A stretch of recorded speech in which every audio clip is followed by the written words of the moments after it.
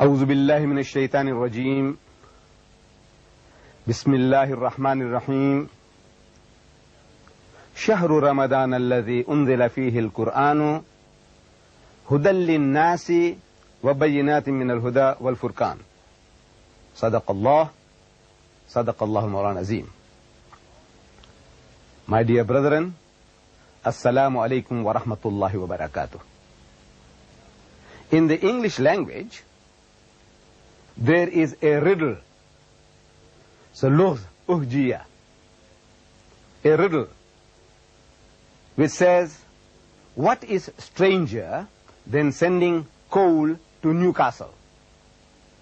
Newcastle is a city in England where coal is mined. And it would be a strange thing for people to export coal to Newcastle.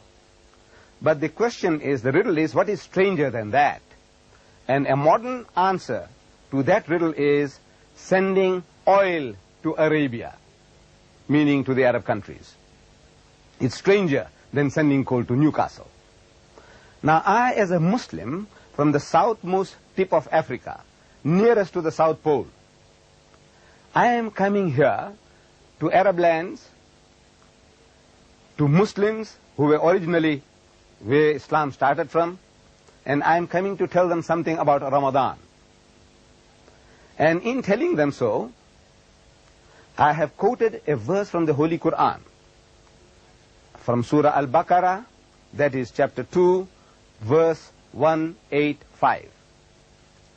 For the non-Muslims watching this program, how can they have access to such a verse? The first method is that you ask any Muslim, and if he tells you about a surah meaning chapter, and he says, Baqarah, in this volume, which was presented to me by the Presidency of Islamic Courts and Affairs in your city of Doha, Qatar, in this volume of a translation of the Holy Quran, if you open the index, right at the back end of this volume is an index, under B, you will find Baqarah, and if you look up, Baqarah means chapter 2. So you open chapter 2, you get to verse 185, and you will get this verse about Ramadan, the month of fasting. It says, Shahru Ramadan alladhi unzila fihi al-Quran. Ramadan is the month in which the Quran was revealed.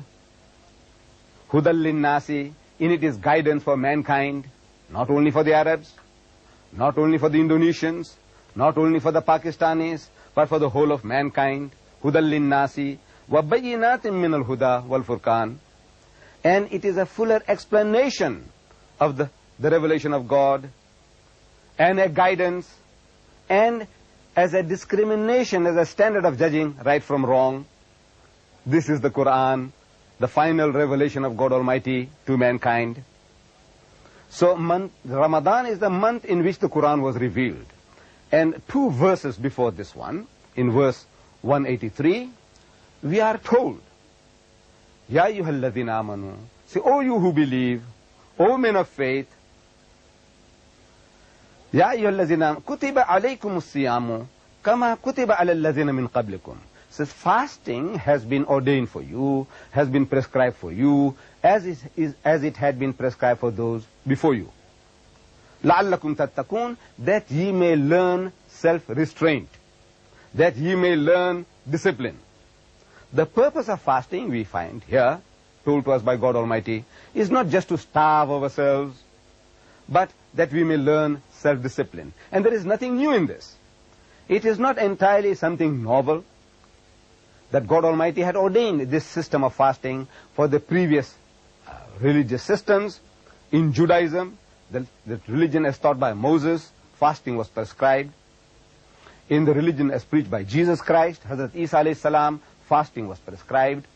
And we read in the Christian scriptures, in what is called the New Testament in English, that Jesus Christ, he told his disciples that when you fast, do not fast as the hypocrites do. They do not wash their faces and they do not brush their hair. But when you fast, you must wash your face and brush your hair. of a happy countenance, that nobody knows that you are fasting, because you are fasting for the love of God. So in Islam, this is one of the major principles, pillars of Islam. And the Muslim, he looks forward to this holy month of Ramadan. And the Ramadan of the Muslim, the holy month of fasting, is counted according to a lunar calendar.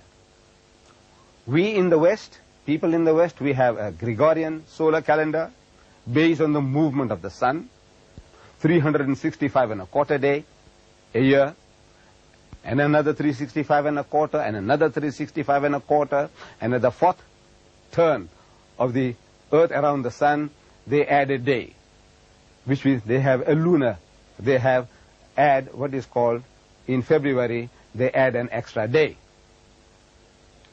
Now, in Islam, Allah Bari Ta'ala, God in His mercy, what He has done is that by giving us a lunar calendar for working out our days and our counting for our religious festivals, it has made it possible for mankind to have a fair chance of experiencing all the seasons of the year.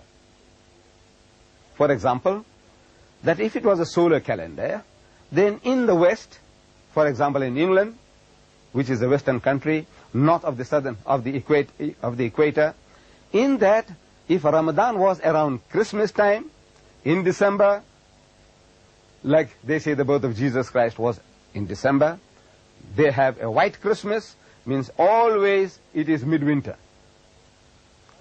In our case, if Ramadan was to come, instead of December, we say Ramadan, then every year, year in and year out, it would have been a midwinter for fasting, and people in the south of the equator, it would have been in midsummer, like in my country, South Africa, we would be having midsummer throughout our experience, and the Western man would be having midwinter throughout his experience, and fasting in winter and fasting in summer are not equal. There is a vast difference between these two. Fasting in summer is no doubt more strenuous. It is more tiring, more trying than fasting in winter. Then in winter, in the West, they have very, very long days and very, very short nights. Then we have very, very long days and very short days in winter and very, very long nights. So in other words, it would be very unfair, very unjust to work on a system of that nature. Allah subhanahu wa ta'ala, God Almighty, in His wisdom, in His mercy, He has given us this lunar calendar for working out this holy month of Ramadan. And we Muslims, we fast from before sunrise to sunset. Before dawn, we can have a little breakfast, and the whole day, from morning, from sunrise up to sunset, not even a sip of water, no smoking, no sniffing, and other normal relationship which might exist between, let's say, the husband and the wife. Even those relationships of satisfying your sexual needs are forbidden. And it is a great discipline. And the only witness to this system of fasting is God Almighty Himself. And we are told in the books of Hadith that Allah Bari Ta'ala, He Himself will reward the faithful, the one who has fasted from his own presence.